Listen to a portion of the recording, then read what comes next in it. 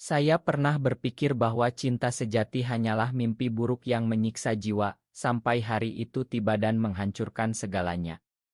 Ayahku, seorang pria keras kepala dari keluarga konserati di Jakarta, menemukan surat-surat rahasiaku dan melemparkannya ke wajahku sambil berteriak bahwa aku adalah aib bagi keluarga. Kau bukan anakku lagi.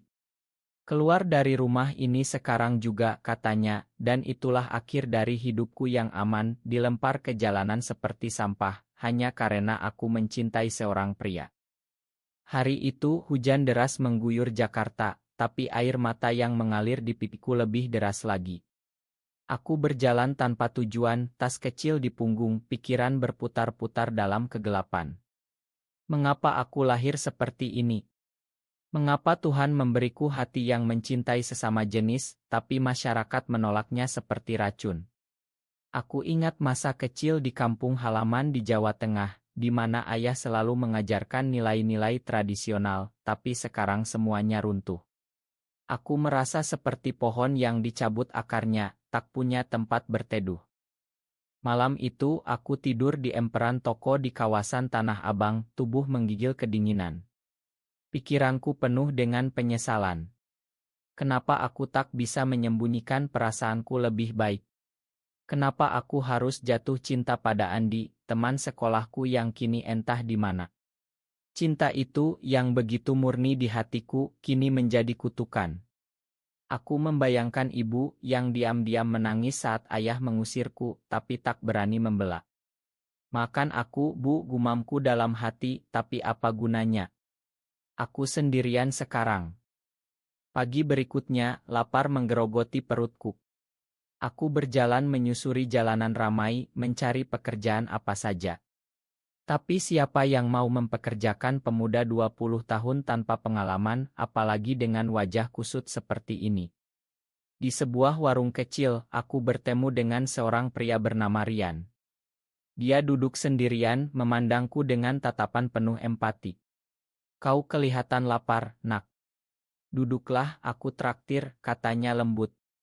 Aku ragu, tapi perutku tak bisa menolak. Rian, seorang pria berusia sekitar 30 tahun, berpakaian sederhana tapi rapi. Dia bercerita bahwa dia adalah pengusaha kecil di bidang sepatu, punya toko kecil di pasar. Aku tahu tatapan itu, katanya sambil menyodorkan nasi goreng. Tatapan orang yang diusir dari rumah. Aku terkejut bagaimana dia tahu. Tapi dia tersenyum pahit. Aku pernah mengalaminya juga dulu. Karena hal yang sama seperti kamu. Hatiku berdegup kencang. Apakah dia seperti aku? Kami berbincang panjang lebar.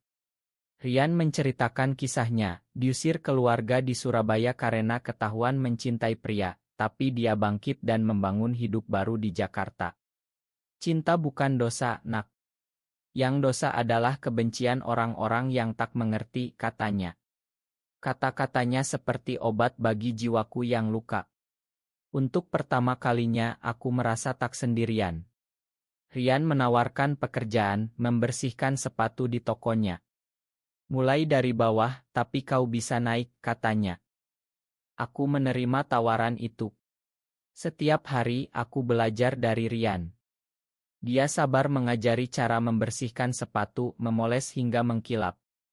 Tapi lebih dari itu, dia menjadi teman, bahkan seperti kakak. Malam-malam kami berbagi cerita. Aku menceritakan tentang Andi, cinta pertamaku yang hilang. Rian mendengarkan tanpa menghakimi. Suatu hari kau akan menemukan cinta yang benar, katanya. Hatiku mulai hangat, tapi aku tak berani berharap lebih. Apakah ini awal dari sesuatu? Waktu berlalu, 6 bulan berlalu seperti angin. Aku mulai mandiri, menyewa kamar kecil. Tapi hubunganku dengan Rian semakin dekat. Ada saat-saat ketika tapanya membuat hatiku bergetar. Apakah ini cinta? Aku takut karena trauma pengusiran masih menghantuiku. Jangan jatuh lagi, kamu bodoh, bisik suara dalam kepalaku. Tapi Rian dengan senyumnya yang hangat membuatku lupa sejenak. Suatu hari, dia mengajakku ke Pantai Anyer untuk libur. Di sana, di bawah matahari terbenam, kami berjalan berdua. Aku senang bertemu denganmu, katanya pelan. Hatiku berdegup. Apakah ini momen itu? Tapi tiba-tiba, telepon berdering. Itu dari keluarganya di Surabaya. Aku harus pulang sebentar, katanya. Aku mengangguk, tapi ada rasa cemburu yang aneh. Siapa yang memanggilnya? Kembali ke Jakarta, Rian berubah. Dia lebih pendiam, sering menerima telepon misterius. Aku curiga, tapi tak berani bertanya. Pikiranku penuh pertanyaan, apakah dia punya seseorang? Apakah aku hanya teman baginya? Dalam hatiku semakin dalam. Aku ingin mengakui perasaanku, tapi takut kehilangan dia seperti kehilangan keluarga. Akhirnya, aku memberanikan diri. Rian, apa yang sebenarnya terjadi? Tanyaku suatu malam di toko. Dia menatapku lama, lalu menghela napas. Aku akan menikah. Kata-kata itu seperti pisau menusuk hatiku. Menikah? Dengan siapa? Dengan seorang wanita dari keluarga. Mereka memaksaku untuk normal, katanya dengan suara gemetar. Aku terpaku. Ini pengkhianatan. Air mata mengalir. Kenapa? Kau bilang cinta bukan dosa, jeritku dalam hati. Tapi dia memelukku. Makan aku, nak. Aku tak kuat melawan mereka lagi. Hatiku hancur. Aku lari dari toko, kembali ke kamar kecilku, menangis sepanjang malam. Mengapa cinta selalu berakhir dengan luka? Pagi itu aku memutuskan pergi. Aku tak bisa bertahan di sampingnya jika dia memilih jalan itu. Tapi sebelum pergi, aku menulis surat, terima kasih atas segalanya. Semoga kau bahagia. Aku meninggalkan Jakarta, menuju Bali, mencari kehidupan baru. Pikiranku penuh penyesalan. Apakah aku terlalu cepat jatuh cinta? Di Bali, aku bekerja di sebuah kai kecil di Kuta. Hidup baru, tapi hati masih terluka. Setiap malam, aku memimpikan Rian. Mengapa dia memilih pengkhianatan? Apakah cinta kami hanya ilusi? Innerku semakin kuat, antara membenci dan merindukan. Tahun berganti, aku bertemu orang-orang baru, tapi tak ada yang seperti Rian. Aku belajar menerima diri, bergabung dengan komunitas lebih kecil di Bali. Tapi luka lama tetap ada. Suatu hari, berita datang, Rian menikah. Hatiku sakit lagi. Mengapa Tuhan membiarkan ini?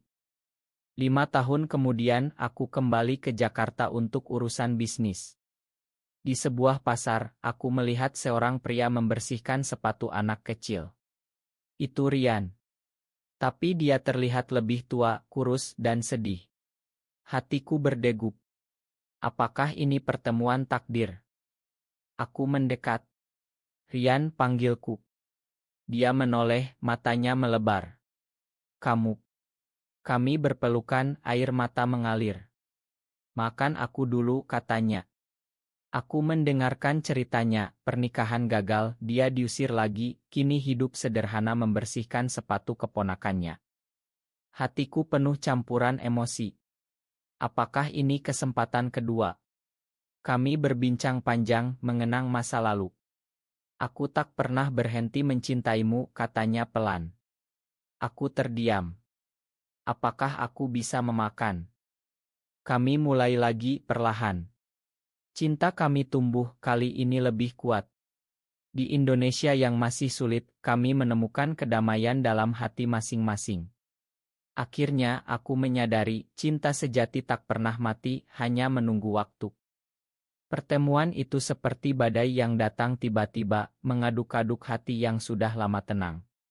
Rian, pria yang pernah menyelamatkanku dari kehancuran, kini berdiri di depanku dengan tangan penuh semir sepatu, membersihkan alas kaki keponakannya yang kecil. Hidup ini penuh kejutan, ya, katanya dengan senyum pahit, tapi matanya penuh penyesalan yang dalam, membuatku ingin memeluknya sekaligus menampar wajahnya karena pengkhianatan dulu. Aku duduk di bangku kecil di pasar itu memandangnya bekerja. Pikiranku berputar, mengapa dia di sini? Setelah pernikahan itu apa yang terjadi? Ceritakan saja, desakku, suara gemetar. Rian menghela napas panjang. Setelah kau pergi aku menikah seperti yang diminta keluarga. Tapi itu neraka. Istriku tahu aku tak mencintainya, kami bertengkar setiap hari. Akhirnya dia pergi membawa anak kami yang masih bayi. Hatiku sakit mendengarnya. Anak. Jadi dia punya keturunan sekarang. Tapi Rian melanjutkan, anak itu sebenarnya keponakanku. Istriku hamil dari orang lain sebelum pernikahan, tapi keluarga memaksaku menutupinya. Kini aku yang merawat anak saudaraku ini karena orang tuanya meninggal kecelakaan. Aku terdiam. Begitu banyak rahasia yang disembunyikan. Mengapa dia tak bilang dulu? Apakah ini alasan pengkhianatannya? Dalam hati aku berperang. Satu sisi ingin memakan karena melihat penderitaannya. Sisi lain marah, kau menyakitiku demi apa? Demi keluarga yang akhirnya meninggalkanmu juga, gumamku dalam pikiran. Kami berjalan ke warung kopi terdekat, anak kecil itu mengikuti dengan polos. Paman Rian baik sekali, katanya tiba-tiba, membuat suasana mencair. Rian menceritakan tahun-tahun sulitnya. Setelah perceraian, keluarganya malu dan mengusirnya lagi. Toko sepatu bangkrut karena hutang. Kini dia hidup dari membersihkan sepatu di pasar, tinggal di gubuk kecil. Aku pantas mendapat ini, katanya, suara penuh penyesalan. Aku memandang matanya, melihat jiwa yang hancur. Apakah aku bisa membantunya seperti dulu dia membantuku? Malam itu aku tak bisa tidur di hotel. Pikiranku penuh dengan Rian. Mengapa takdir mempertemukan kami lagi? Apakah ini ujian untuk memakan? Aku ingat masa lalu, saat dia mengajari aku membersihkan sepatu, tangannya menyentuh tanganku, membuat hati bergetar. Cinta itu masih ada, tersembunyi di balik luka. Keesokan harinya, aku kembali ke pasar. Rian terkejut melihatku. Kenapa kau kembali, tanyanya. Aku tersenyum. Karena aku tak bisa meninggalkanmu lagi. Kami berbincang lebih dalam. Aku ceritakan hidupku di Bali, sukses membuka kai kecil, bergabung dengan komunitas yang mendukung. Kau bisa ikut aku ke sana, tawarku. Tapi Rian ragu. Aku punya tanggung jawab pada keponakanku ini. Dan aku takut menyakitimu lagi. Kata-katanya membuat hatiku meleleh. Dalam dirinya jelas, antara cinta dan rasa bersalah. Aku memegang tangannya. Kita bisa menghadapinya bersama. Untuk pertama kalinya setelah bertahun-tahun, kami berpelukan, tapi dengan hati-hati, karena anak kecil itu melihat. Hari-hari berikutnya, kami menghabiskan waktu bersama. Aku membantu Rian membersihkan sepatu, mengenang masa lalu. Tapi ada rahasia yang masih mengganjal, apakah dia masih mencintaiku seperti dulu? Malam itu di gubuknya saat anak tidur, dia mengakui. Aku menikah karena tekanan, tapi hatiku selalu padamu. Air mataku mengalir. Pengakuan itu seperti obat, tapi juga racun yang membangkitkan luka lama. Aku marah tiba-tiba. Kenapa kau tak lawan dulu? Kenapa biarkan aku pergi, jeritku pelan. Rian menunduk. Aku lemah. Makan aku. Kami memuncak, tapi akhirnya berakhir dengan pelukan. Cinta kami mulai tumbuh lagi, tapi dengan bayang-bayang masa lalu. Beberapa minggu kemudian, masalah datang. Keluarga Rian tahu tentang pertemuan kami. Saudaranya datang, marah besar. Kau mau merusak anak ini dengan gaya hidupmu, teriaknya. Rian membela kami, tapi saudaranya mengancam ambil anak itu. Hatiku hancur melihat Rian menangis. Apakah ini akhir lagi? Aku memutuskan bertarung. Kami tak akan menyerah, kataku pada Rian.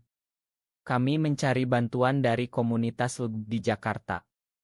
Mereka memberikan saran hukum mendukung kami.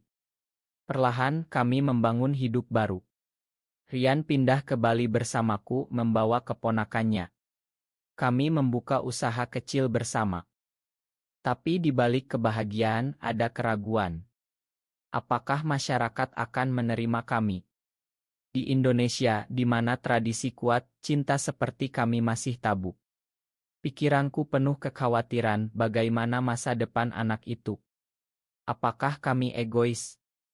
Suatu hari di pantai Bali, Rian memegang tanganku. Terima kasih telah kembali. Kata-katanya membuatku menyadari, cinta sejati adalah perjuangan. Kami saling mendukung menghadapi badai bersama. Emosi semakin dalam, tapi kami kuat. Tahun berlalu, usaha kami berkembang. Anak itu tumbuh dengan cinta dari kami berdua. Keluarga Rian akhirnya melunak melihat kebahagiaan kami. Ini bukan akhir sempurna, tapi personal. Cinta kami yang pernah dihancurkan kini menjadi inspirasi. Badai emosi semakin mengganas di hatiku saat melihat Rian berjuang melawan keluarganya sendiri. Kau tak pantas merawat anak ini, teriak saudaranya, menunjuk wajahku seolah aku monster.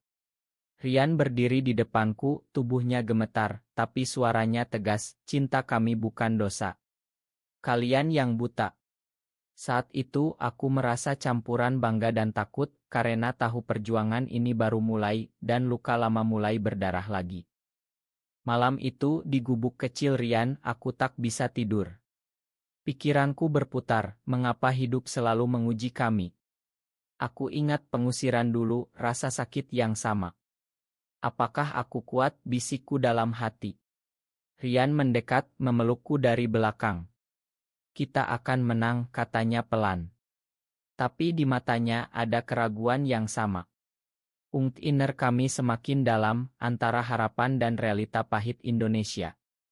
Keesokan harinya, kami pergi ke pengacara dari komunitas. Kasus seperti ini sulit, tapi ada harapan, katanya. Kami berjuang untuk hak asuh anak. Prosesnya melelahkan, penuh sidang dan tuduhan. Setiap hari, aku melihat Rian semakin kurus, tapi semangatnya tak pudar. Demi kamu dan anak ini, katanya. Hatiku meleleh, tapi juga sakit, apakah aku layak untuk ini? Di tengah perjuangan ada momen romantis. Suatu sore di Bali, setelah pindah, kami berjalan di pantai.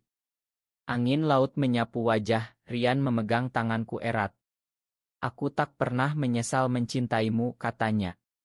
Aku menangis karena kata-kata itu menyembuhkan luka. Tapi tiba-tiba, telepon dari keluarga, mereka mengancam lapor polisi. Emosi memuncak lagi. Aku marah pada Rian. Kenapa kau tak putus hubungan dengan mereka sejak dulu, jeritku. Dia menunduk. Mereka keluargaku. Kami pecah, tapi berakhir dengan pengakuan, aku takut kehilangan semuanya lagi. Kami saling memakan, cinta semakin dalam. Anak itu yang kami sebut Adi mulai paham. Paman, kenapa orang marah pada kalian, tanyanya polos. Rian menjelaskan sederhana, karena mereka tak mengerti cinta. Hatiku sakit melihat Adi bingung. Apakah kami menyakitinya? Proses hukum berlanjut, emosi semakin berat.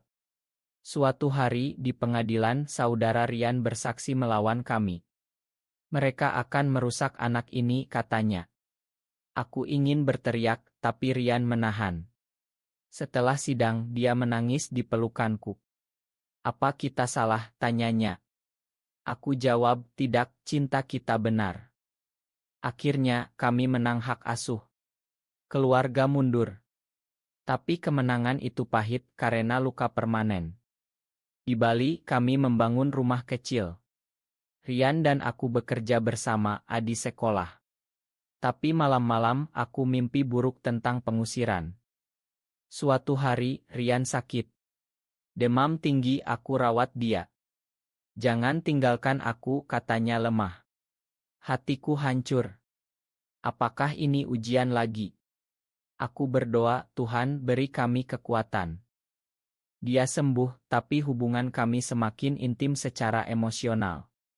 Kami berbagi mimpi membuka sekolah untuk anak lebih terlantar. Ide itu memberi harapan. Tahun berlalu, Adi tumbuh menjadi remaja baik. Dia tahu tentang kami dan menerima. Kalian pahlawanku, katanya. Emosi itu membuatku menangis. Tapi bayang pengkhianatan dulu masih ada. Suatu malam, aku konfrontasi Rian. Apakah kau pernah menyesal menikah? Dia jawab, ya, tapi itu membuatku menghargai kamu lebih. Kami saling memeluk, luka mulai sembuh. Hidup kami penuh cinta, meski masyarakat masih menatap sinis. Di Indonesia, kami belajar bersembunyi tapi bangga. Cinta kami, personel dan dalam. Emosi yang menggelora seperti ombak Samudra Hindia menghantam hatiku saat Adi, keponakan Rian, bertanya dengan mata polos, "Paman, apakah aku juga akan diusir seperti kalian dulu?" Kata-kata itu seperti pisau, mengiris luka lama yang belum benar-benar sembuh. Rian memandangku, matanya penuh rasa bersalah, dan aku tahu pertarungan inner kami semakin sengit, antara melindungi anak ini dan menghadapi trauma masa lalu yang tak pernah pergi. Malam itu, di rumah kecil kami di Bali, angin malam menyusup melalui jendela. Aku duduk sendirian, memandang oto lama aku dan Rian dulu di toko sepatu. Mengapa semuanya begitu rumit, gumamku. Rian mendekat, tangannya menyentuh bahuku. Adi butuh kita stabil, katanya. Tapi di hatiku ada badai, apakah aku siap menjadi ayah bagi anak ini setelah pengusiran sendiri? Keesokan harinya Adi sakit. Demam tinggi seperti Rian dulu. Aku dan Rian bergantian merawat. Saat Adi tidur, Rian menangis. Aku takut kehilangannya seperti kehilanganmu dulu. Pengakuan itu membuat emosiku meledak. Kau yang meninggalkanku dulu, jeritku pelan. Pecah lagi, tapi berakhir dengan pelukan ketat. Ma, aku bodoh, katanya. Proses penyembuhan Adi membuat kami lebih dekat. Kami bercerita tentang masa lalu pada Adi secara perlahan. Kami diusir karena mencintai satu sama lain, jelasku. Adi mengangguk. Aku tak peduli, kalian baik. Kata-kata polos itu menyembuhkan sedikit luka. Tapi masalah baru datang, tetangga mulai bergosip. Dua pria tinggal bersama anak, pasti aneh, kata mereka. Rian marah, ingin pindah. Aku menahan. Kita lawan dengan kebaikan. Innerku bergejolak, antara lari atau bertahan. Suatu hari, Adi dibully di sekolah. Anak gai ejek teman-temannya. Adi pulang menangis. Hatiku hancur. Ini salahku, kata Rian penuh penyesalan. Aku memeluk mereka berdua. Tidak, ini ujian kita. Kami bicara dengan guru, bergabung kampanye anti-bullying. Emosi semakin berat. Malam-malam aku mimpi tentang ayahku. Kau aib, teriaknya. Bangun dengan keringat dingin, Rian menenangkan. Kita lebih kuat sekarang. Cinta kami menjadi ancur. Kami membuka usaha baru, workshop sepatu dengan tema inklusi. Orang-orang datang, termasuk dari komunitas LB. Sukses kecil, tapi memberi harapan. Adi membantu, bangga. Tapi pengkhianatan lama muncul lagi. Saudara Rian datang ke Bali, minta maaf. Aku salah dulu. Rian ragu memakan. Aku dorong. Untuk Adi. Reni itu emosional, air mata mengalir. Tahun berlalu, Adi lulus sekolah. Terima kasih, Paman, katanya di pesta kecil. Emosiku meluap. Kami bertiga, keluarga kecil. Tapi di balik itu, aku dan Rian punya momen pribadi. Di pantai, dia berlutut. Maukah kau bersama selamanya? Bukan pernikahan resmi, tapi janji hati. Aku menangis ya. Hidup tak sempurna, tapi penuh cinta. Di Indonesia, kami menemukan damai dalam perjuangan. Gelombang emosi yang lebih dahsyat dari sebelumnya menyapu jiwaku saat Adi, kini remaja, berteriak, "Aku benci kalian. Kalian membuat hidupku susah." Kata-kata itu datang setelah bullying parah di sekolah, dan Rian memandangku dengan mata penuh keputusasaan, membuatku merasa dunia runtuh lagi, trauma pengusiran dan pengkhianatan bergabung menjadi monster yang menghancurkan. Malam itu, Adi lari keluar rumah. Aku dan Rian panik mencari. "Ini salahku," kata Rian berulang-ulang. Hatiku berperang, marah pada Adi, tapi lebih pada diri sendiri. "Apakah kita egois membesarkannya seperti ini?" bisik innerku. Kami menemukan Adi di pantai, menangis. "Ma," katanya. Kami peluk bertiga, tapi luka baru terbuka. Keesokan harinya, kami bicara panjang. Adi cerita tekanan teman. "Aku tak mau beda." Rian menangis. "Aku pernah merasa begitu." Emosi memuncak, kami saling curhat. Aku cerita pengusiranku, Rian pengkhianatannya. Adi mendengar, matanya melebar. "Kalian kuat sekali." Tapi konflik inner Adi dalam. Dia mulai ragu identitasnya. "Apakah aku juga gay?" tanyanya suatu hari. Rian dan aku bingung. "Apapun kamu, kami cinta," kataku. Tapi hatiku takut, apakah kami memengaruhinya. Masalah eskalasi saat Adi jatuh cinta pada teman pria. "Aku takut seperti kalian," katanya. Kami dukung, tapi masyarakat menekan. Bullying meningkat, Adi depresi. Rian dan aku bergantian jaga. "Jangan biarkan dia seperti kita dulu," kata Rian. Suatu malam, Adi hilang lagi. Kami cari kemana-mana. Pikiranku penuh horor, apakah dia bunuh diri? Akhirnya temukan di komunitas LB. "Aku butuh ruang," katanya. Emosiku meledak, lega bercampur marah. Kami ingin Adi ikut kegiatan komunitas. Dia tumbuh, menerima diri.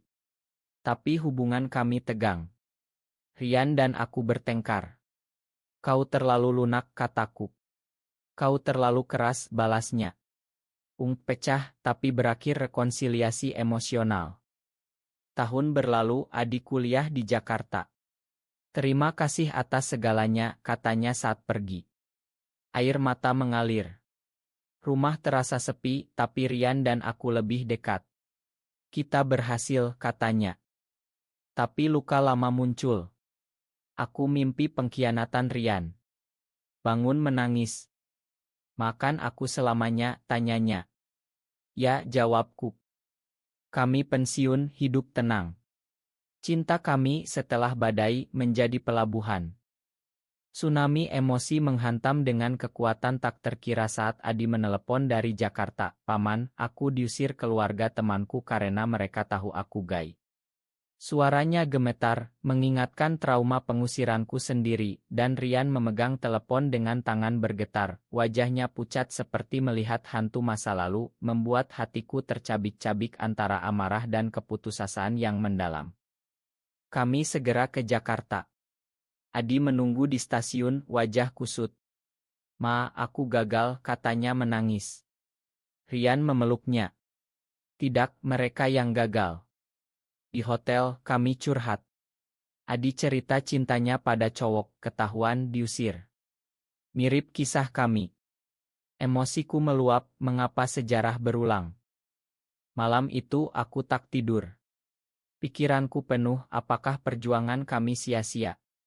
Rian mendekat. Kita ajari dia bertahan. Tapi innerku berteriak, aku lelah bertarung. Keesokan harinya, kami dukung Adi. Bantu cari tempat tinggal, pekerjaan. "Kau bisa seperti kami," kataku.